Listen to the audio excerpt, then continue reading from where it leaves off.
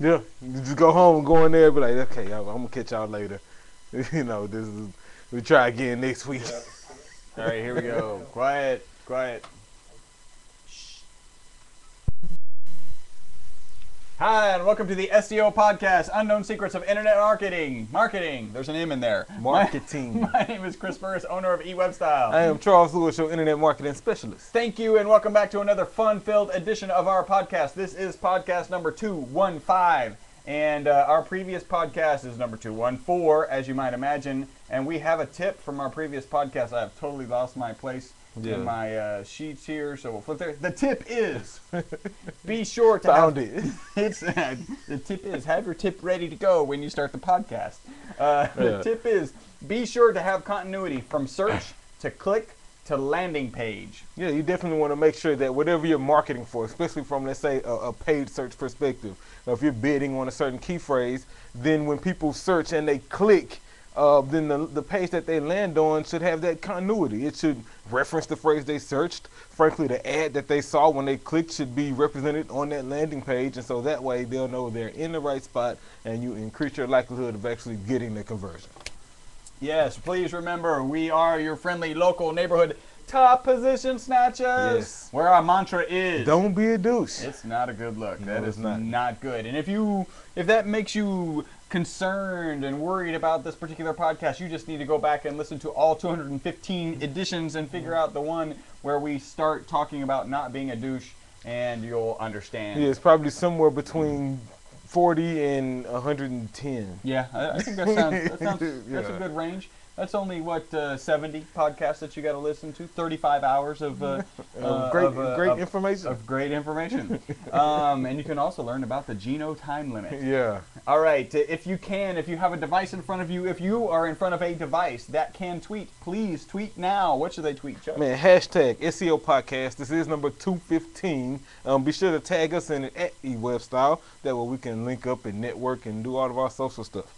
Cool. You can do us a small favor. If you get value out of this, and by the way, we do no tear tattoo. I noticed that. Yeah. I saw that. No tear tattoo, because we do have a review. And if you get value, in fact, the reason we got the review that we do have is because somebody got value from us. If you get value from this podcast, you can do just three things, one of three things, or all three of three things. The All first thing three you of could three do, things? all Is that three of right? three things. I don't know if that's 9 things. That sounds like a lot.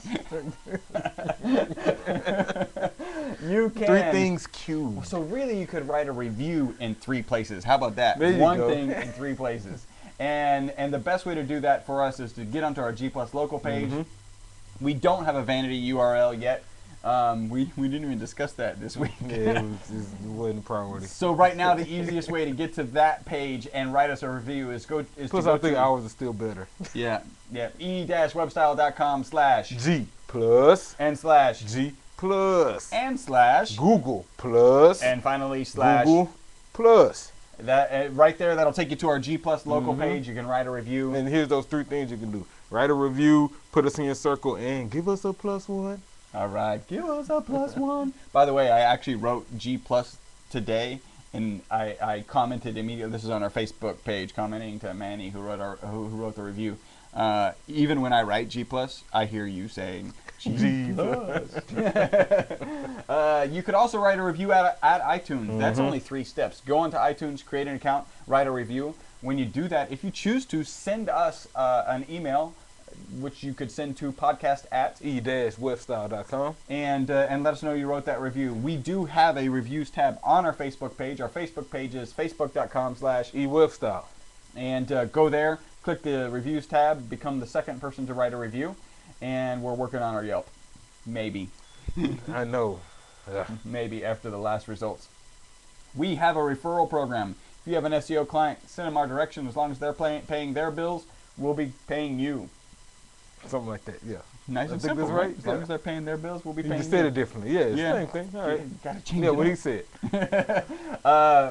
Get a free website analysis. Yeah. If you've got any questions about what's going on with your website, whatever, go to e-webstyle.com, and on the right side you'll see a place for submitting Free website yeah, analysis. yeah. If your site's not ranking well, or maybe you're getting traffic and it's not converting, or you just think it's great, but it's not performing well. Or if your bounce rate goes from 70% to 2 to 4%. Yeah. Let us know. Yeah. And we'll talk that here in a little bit. And any algo? Not right now. No algo. All right, a little bit of news. Should we jump into news, or do we want to do our review? I feel like doing the review. All right. Let's do the review. All right, so this is from Manny. He actually called us today. We helped him out, and you'll hear that in his review. He wrote this review on our G Plus page. That's where I heard you say G Plus. Gotcha. I've been listening to the eWeb Style podcast for the past couple of years. Chris and Charles present great content in a fun and informative way that has helped me with my website and digital marketing.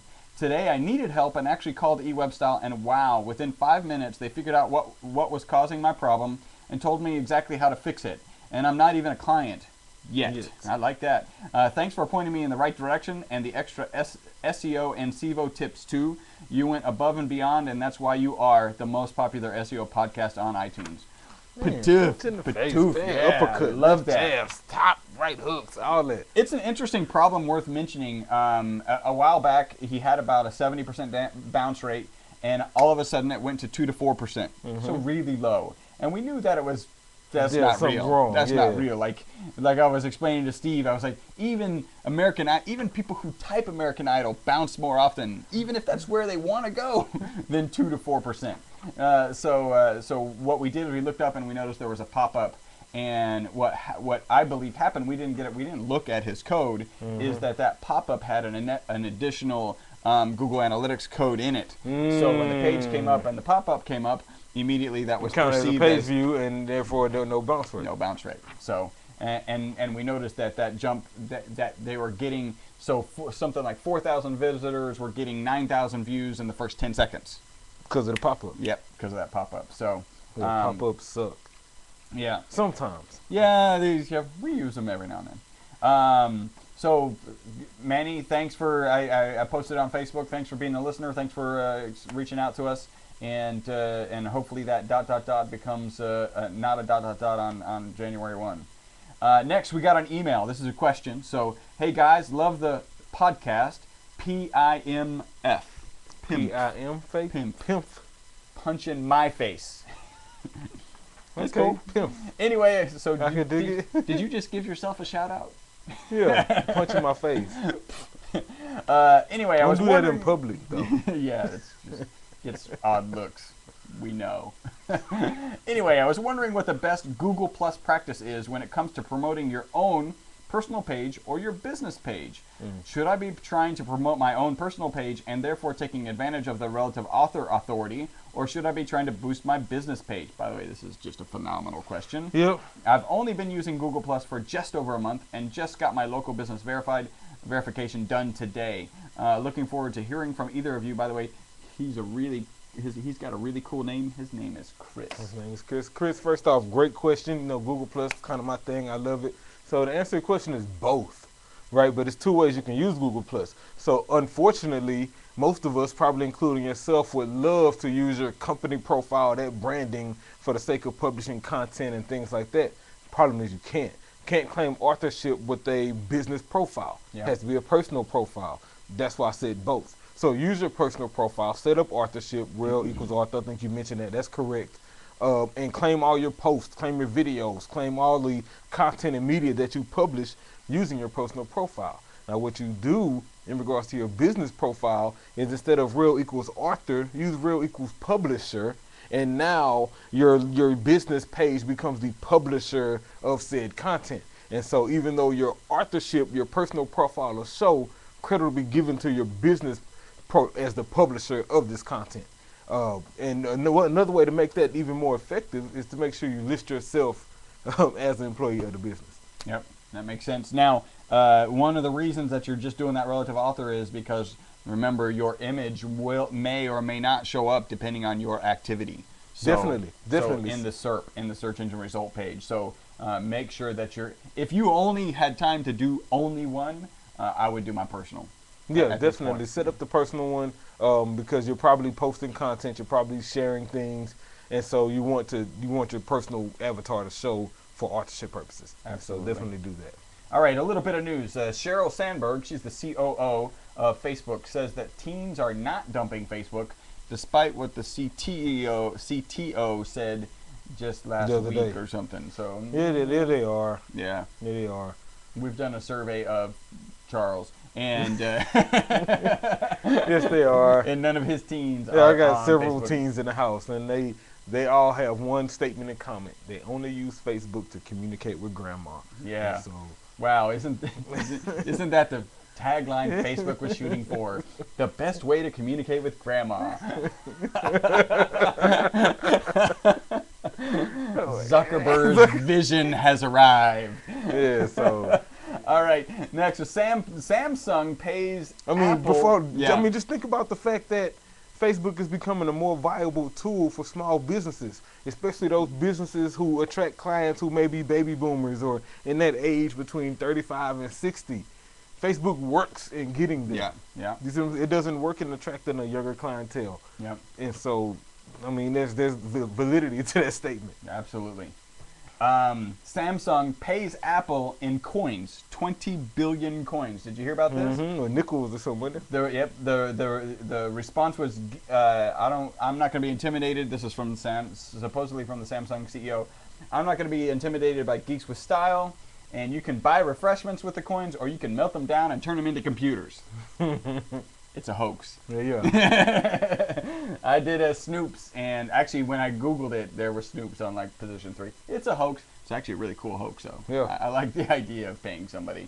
You know, important note for lawyer, include payment terms Yes. in contract in case you weren't doing that.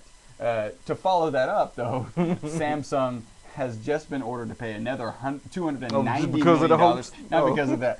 290. No, it's like it didn't happen. Mm-hmm. Yeah, Snoops says they did not receive 20 million That- coins. okay. Yeah, that didn't happen. And in fact, it started back in 2012 or something like I that. hadn't heard of it before. Yeah. And a jury has just awarded $290 million that Samsung has to pay to Apple for, these guys are, I think they're going to be suing forever. They probably have like Apple has the sue Samsung division, and Samsung has this counter sue Apple division. Like, Yeah. I mean, and Google, even last year we reported that Google had put, like 500 million or 500 billion, some crazy amount aside just for lawyer fees. And so they're Yeah. like, it's like double dutch. Yeah. They're waiting to jump in and do something. So, the only people who win are the attorneys. yeah. That sucks. Can you imagine being on a job interview and you're like, yeah, you're going to work with our Sue Apple division? Wow. Just what I always wanted to do. Yeah, Sue Apple. That's your iPhone tweet, right? All right, that is the potatoes of the podcast. Time to get to the meat. I hear we have a good article that we're going to discuss about. Launching new websites. So I pulled this article, and I thought it was pretty good. It was from Search Engine Journal. Punch in the face to Steve McDonald. He created a pretty thorough list, and I liked it because we've just been launching a lot of websites lately. We just had a great launch this morning. Yesterday, this morning kind of deal. And so as I was going through the article, a lot of the steps he covered were steps that are in our production process. And so, And I believe one reminded you of one that. one, and we'll get to that. One that I was about to do, I just, when I began reading this article, it reminded me that I hadn't done it yet. So it was pretty cool.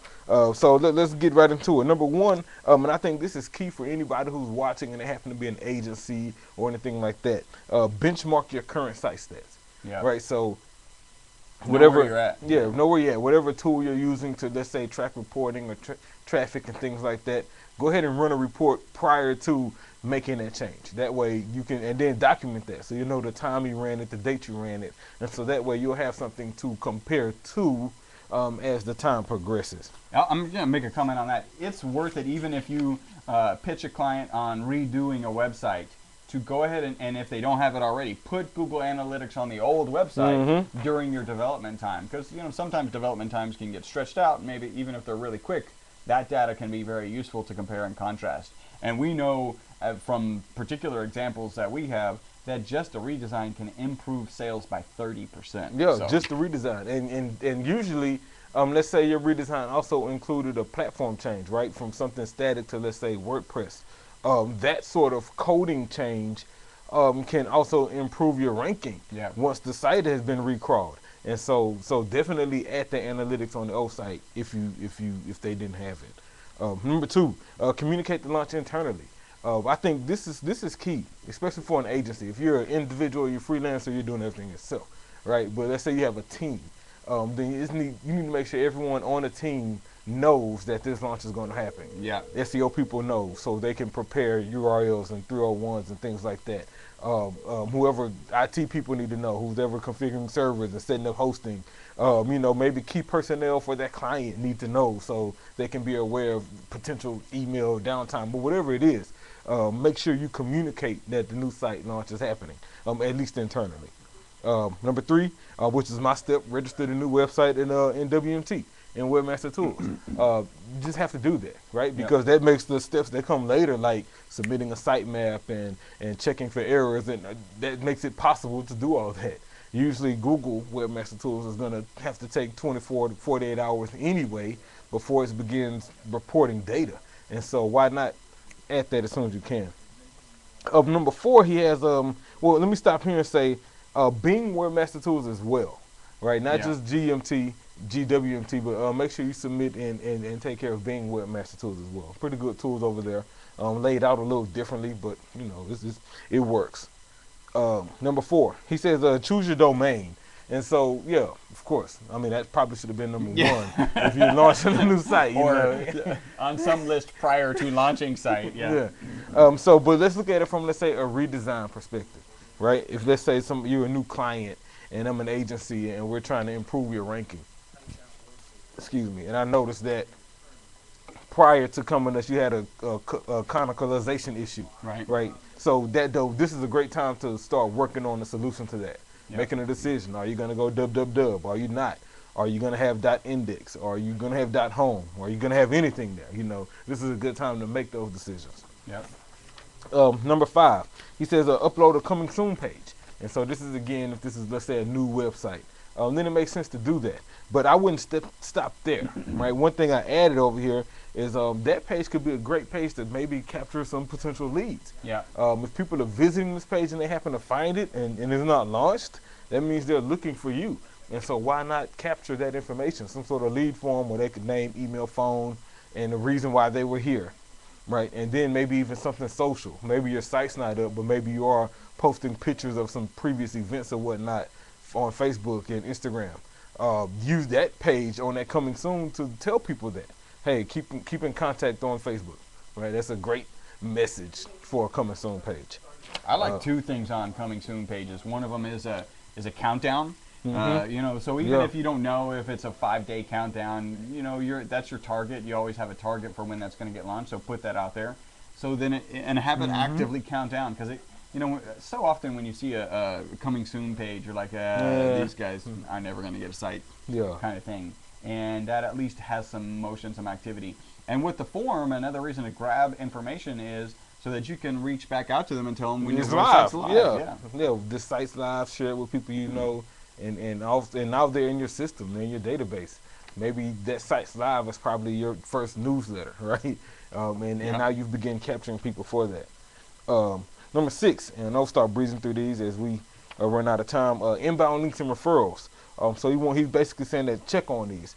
I think more than just check on them, I think this is a good time, especially if this is a redesign, especially if you're trying to improve the SEO on a certain client. This is a good time to not only check the links, but check the status of these links. Like log into Webmaster Tools, export that link report, and see on the table what kind of links you have coming to you. This is a great time to disavow any links that may be harmful, or provide some kind of link profile cleanup because you are redesigning, because you are trying to improve SEO placement. So this is a good time to do that. So that way, once you resubmit it, Google has a fresh site to crawl with a cleaner link profile. So take care of that. Number seven, map your current URLs to new site. Part of our process involves a spreadsheet, right? So anytime we launch a new site, I'll send over a spreadsheet that has all of the old URLs and what pages they rank on, and then the next column has the new URL page structure, and so the 301 redirects could be done. That's a step that you really need to start prior to the launch, because once the launch is done, then the new URLs are inactive anyway. And so you definitely need to document those before changing the domain name. And then during the production process of the new site, this is a great time to create the new URLs. You have to create them anyway. And so this is one of those steps that really should be done way before you get to site launch. Upload your content, right? But not only upload it, but one of the things we try to do is knock out most of your on-page SEO stuff at that time, if you can. If you're uploading a page of content, why not go ahead and get your H1s right? Why not go ahead and do some internal linking? Why not create some strong tags or things like that? Why not check the keyword density you have? Why not optimize your images and alt tags and things like that since you're already on that page? That's just a tip from us. Yep. Number 9, create unique title and meta information. Part of SEO. Yeah, I mean that really could have went with well, I was just saying do that, right? While adding that content. Number 10, implement Google Analytics. This is key. This is key. I will say this about Google Analytics. I like some of the changes, like the whole Universal Analytics deal. It's a lot more information, but at the same time, I think I don't want to say complicated it some, but it's just not as easy to use as it was. Yeah, you have to. The information's there. Just got to go dig for it and find it. More. Yeah, so. Boom. But analytics by far is still the best website traffic tracking tool. That I can think of right now. So I know there's some other ones, and I know that they have. There are a whole bunch features, of other ones. Mm-hmm. And I just I haven't found Google Analytics lacking for anything other than not provided, which other tools don't have access to either. So exactly. No reason to switch. I'm sticking with it. Mm-hmm. Sticking with it. Number 12, change your address in Google Webmaster Tools. So this is, let's say, if you happen to change your URL, which I wouldn't recommend unless your domain name was blacklisted or just had some bad situations with it. But make sure you do that. I will say, be sure to just maximize Google Webmaster Tools. There's more than changing your domain name. You can go in there and geo-target, where you're located and where you're trying to get traffic from. You submit sitemaps in there, your robots text file is in there, any messages from Google about how your site is performing is in there. So definitely maximize Webmaster Tools. So let's say after the launch, post-launch, make sure you have all the things I just said. Make sure you have a robots file. Webmaster Tools are set up. Are you missing title tags? Run through your conversions, right? Fill out all of the forms on the site. Make sure that they can actually submit. Make sure that there isn't an error page being generated after that submission. Make sure you're getting the lead or whatever software you're using, Salesforce or whatever, that needs to capture that lead. Make sure that's functional. These are things that you have to do. Make sure you listen to previous podcasts to know what to do on the thank you page. Exactly. Definitely. Number 14, and this is important. I'll put the exclamation point here. Check for broken links. That's my exclamation point. Okay. I can dig it. Yeah, that is the exclamation point. Check for broken links. Broken links can kill you. I mean, you can launch a new site and you can have great content. We're going to talk about credibility loss. Man, broken links. People click on links that go to a 404 page or go to a page can't be displayed. That's a user experience credibility loss, right? Feeling, yeah. That's the UX credibility loss. From an SEO credibility loss, it's like all those votes, links, right? All of those votes are now like, don't vote for him. Yeah. And talk about a Penguin Smackdown, submit your site with a whole bunch of broken links, see what happens to your ranking. So check broken links. That's important. Submit your site maps, launch any search engine marketing campaigns you have. Claim your local citations. This is a good one. This is another one of those steps that should be done prior to your site launch. Yeah. I mean, at the end of the day, the domain name isn't changing. And so you can go ahead and claim your G+. You can claim Yelp and Foursquare and CitySearch and all these other profiles because your web address is still the same. Can do that. Promote the launch on social media. Test your site speed. This is key. Yeah. And number 21, which probably should have been closer to the beginning as well, is check your mobile website, right? Is your site responsive or do you have a mobile version? Make sure that you're getting the look and feel from a mobile device that you want. Yep. Because we were talking about it a few podcasts ago. I think it was I can't think of the percentage, but it's a very high percentage of Yeah. mobile users now in compared to desktop users. And so, got to make sure you're working mobile. And that was it. That was it. Cool. So pretty good article. This was the complete guide to launching a new website. I think it's an awesome article. McDonald, you did a great job on that, punch in the face to you. And so I'll link to it. We'll post it online so you guys can see it. Hey, we don't have any what? All we have is come on. Really? Really? Oh, there we go. Yeah. I don't know how that's different than what, but it is. It is. Yeah. Really. Yeah. This really goes to Yelp, right? So We've been yelped. I know, literally been Yelped. Got a client. Client has like 7 reviews on Yelp, right? 6 reviews are great, 5-star, real legit reviews, right? And one of the reviews is negative. Guy had a bad experience, and he posted a negative review. Yelp is only showing the negative review. Only the negative review. Yeah, they're refusing to show the other 6 reviews, and the logic behind it is because those other 6 reviews, the people who posted them haven't posted other reviews. Right. And so the guy who So posted the their negative algorithm, review yeah. has other negative reviews. So I would be very interested to see a list of people who have one positive review showing and lots of Negative reviews reviews. in the queue, if you will, being filtered, right? They're being filtered, They call yeah. it filtered. Because, it's well documented, repeatedly documented on the web that you want to get those out of the filter, start paying Yelp. Mm-hmm. That's a... Come on. Yeah, really? Really? That's not right. All right, so I don't know what the solution is. Yeah, I mean, because it's hard to. I know the solution. G+ reviews. They're better anyway, Yeah. right? Don't focus on your Yelp account. Focus on your G+ reviews. And I think eventually, if you keep a practice up like this, eventually people are going to catch on, and they're going to find a better review source G+. at the end of the day. Called G+. That was out of tune. I don't even know what note that was, or what notes. That what. All right. Anything else? Here. You have just listened to the most popular internet marketing podcast on iTunes. We have about 9,000 downloads per week. We've been downloaded in about 76 different countries. Thanks to you guys in the Philippines and India and Pakistan Romania and Romania, Croatia everywhere. and all that. Especially if you're in some country other than, and we'll just give a short list, other than the U.S., UK, Canada, and Australia, Mm-hmm. write a review. Yeah, Do us leave a us a favor. review. The more reviews we get in kind of countries that tend not to review us, we really appreciate that. We will give you a punch in the face.